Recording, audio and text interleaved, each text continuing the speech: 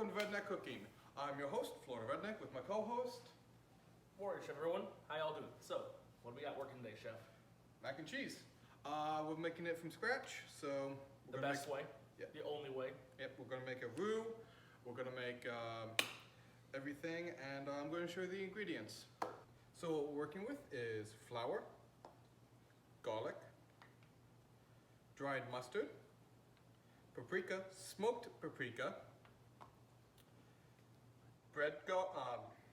Panko breadcrumbs. bacon, sharp and mild cheddar cheese, butter, black pepper, salt, the pasta, milk. So what you would want us to do first, but I've already done this, was get the water boiling and get that started. Make sure it's really salted. Put your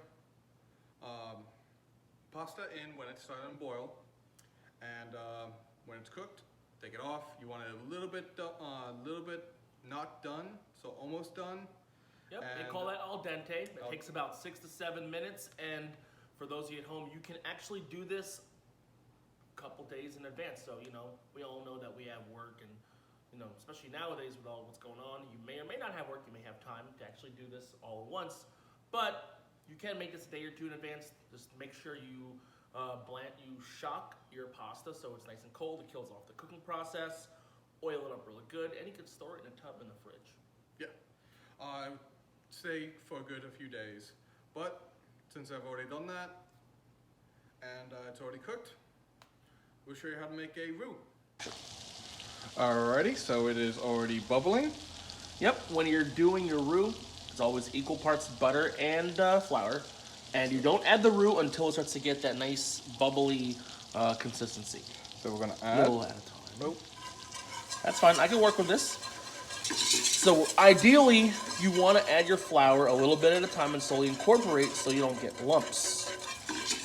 And you're basically, for mac and cheese, you want a blonde roux. So you only want a couple minutes of this. So you don't want to burn the roux. A roux is something that you kind of have to constantly stir.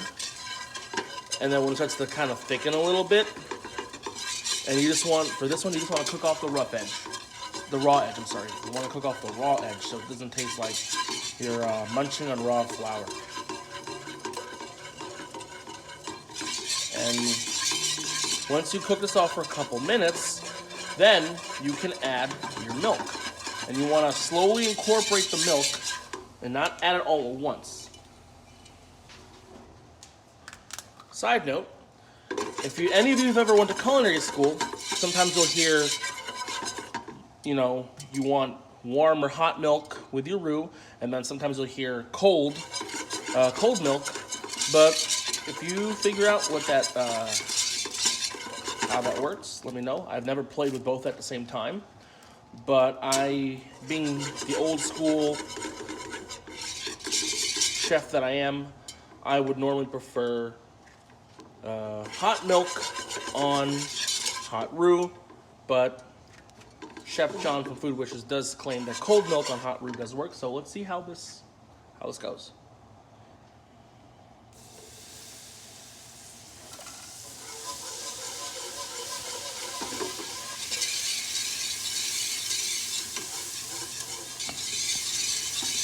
And you'll notice as I add the milk, it's starting to form this paste. You want to stir this a little bit in, and then you slowly incorporate more milk. Remember, you can always add more, but you can't remove.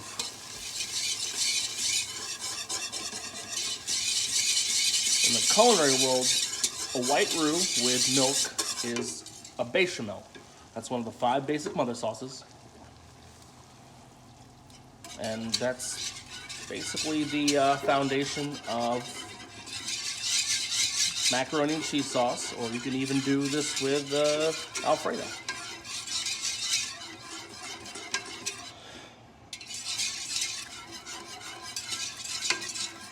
And Alfredo sauce is a different cheese, right? Yes, Parmesan. See, I like to do it with just only heavy cream and butter, but the Roux is kind of the old school method of doing this. So this is kind of like a nod to Escoffier culinary techniques. So an ideal way to test if your roux is ready to go or your bechamel is ready to go is take yourself a nice spoon. Oh, look at that. And you're going to dip in a bechamel. And when it coats the spoon, it's about ready. And as you can see there, no lumps. So I guess the cold milk on hot roux does work. But this one can keep simmering for a little bit because I want it to get to be a slightly runnier mixture. Because we're adding cheese, and you want the cheese to be kind of ooey gooey melty, like what you see in commercials. But you know, without the fake movie tricks. Well, no. Without the hokey movie tricks where they use things like paint thinner or whatever to make your. Alrighty. And now you can see it going to a rolling boil, and you slowly incorporate cheese. I know it's going to be tempting to want to add all this at once, but it's essentially that you add like a pinch or so at a time, like so. Kind of sprinkle it all over. And then you're going to do the same technique. Round and round and round and round, and then zigzag. And why wouldn't you not want to add it all at once? Because you'll get lumpy cheese sauce.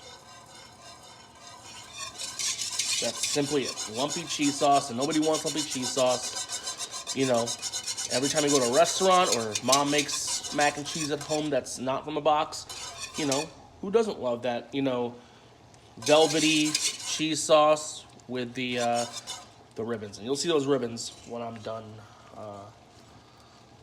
with this sauce. And another good technique, if you don't do this well, is also, I actually learned this from Rachel Ray. And yes, she might not be formally educated, but it does work, is also do this figure 8, like so. And you'll notice the color of this roux, this bechamel, start to change color. It's starting to get progressively more orange. Thank you, Chef. And this is the long, tedious process of it, but I promise you it's going to be worth it, and you'll never eat that box stuff ever again. I promise you that. And as you see now, if you noticed, as I lift my whisk out of the cheese sauce, you'll notice it start to get a lot more ribbony, and it's now thicker, and that's when you want to start adding your adding your seasonings. So first is garlic. Yep. Normally I would like to saute that a bit in a little butter, but because that's the stuff that's already jarred and already with olive oil, that will work just as fine the way it is. But it doesn't hurt to saute it. It kind of brings out it cooks off the raw edge, and it brings out a lot more flavor. Dried mustard. All right, and remember guys, back at home, you can season this to taste. So if you want a little bit less mustard because you like mild cheddar and not sharp cheddar, you can do that too. So, you know, sky's the limit for you. Smoked paprika.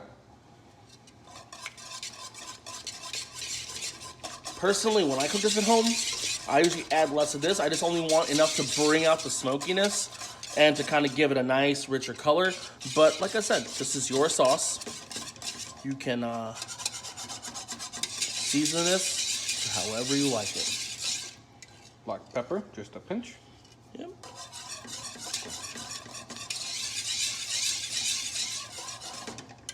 And salt, just a pinch.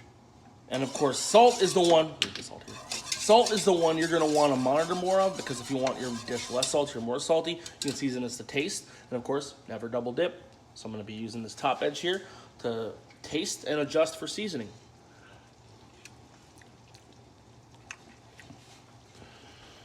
I think this needs a slight smidgen more salt. And of course, mind you, the cheese is already salty as is. So if you're using less saltier cheeses like mozzarella, or even like even something that's mild like an Edam or a mild cheddar, you can definitely adjust to your preference. And this is where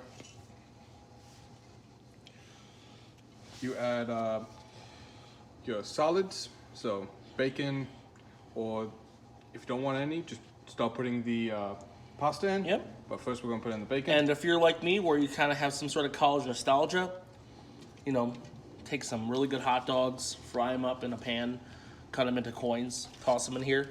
If you want that college nostalgia without the, you know, the boxed taste.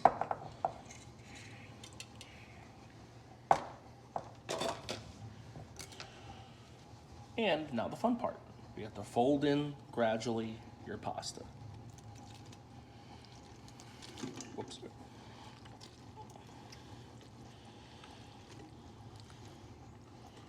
Without the stray pastas on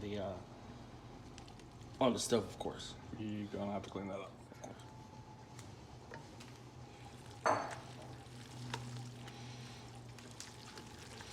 I'm gonna wait till it cools off though, because I got you.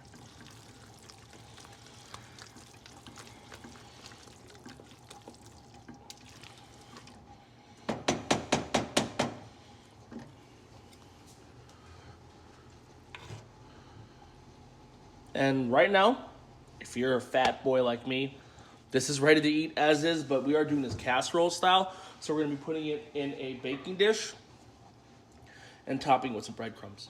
But in the meanwhile,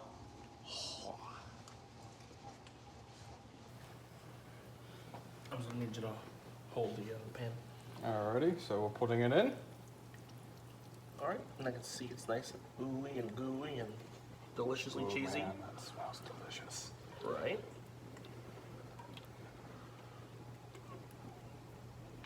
Every last bit.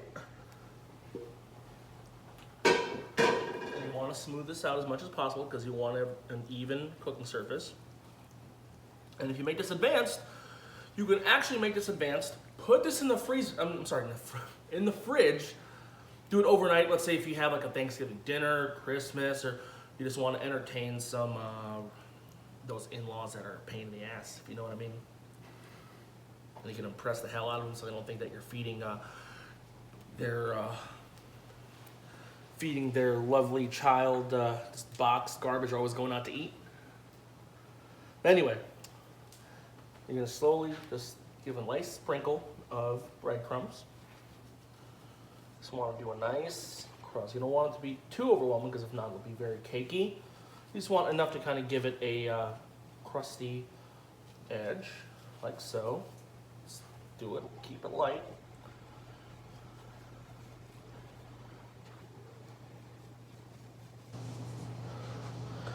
And once you got your light coated breadcrumbs, then you can add your reserved cheese on top.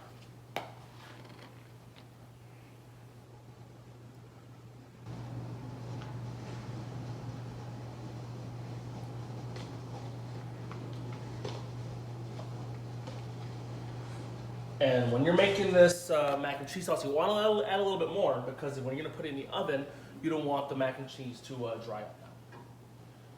And if you're doing it like we did, where we have it just piping hot out of the pot, you're going to put it in a 400-degree oven for 15 minutes just to give it the nice crust.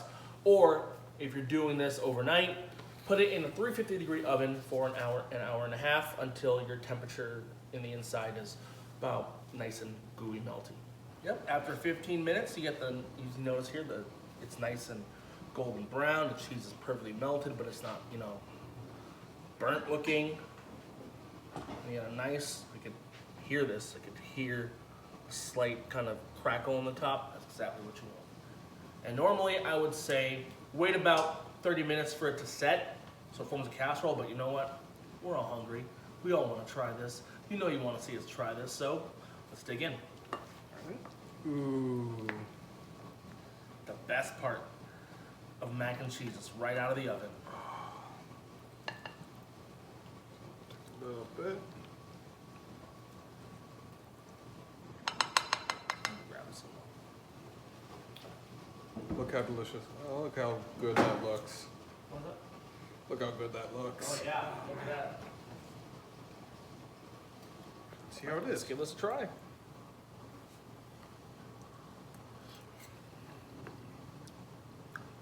mean, I've made this before, so I know this is amazing, but what do you think? Give me a moment.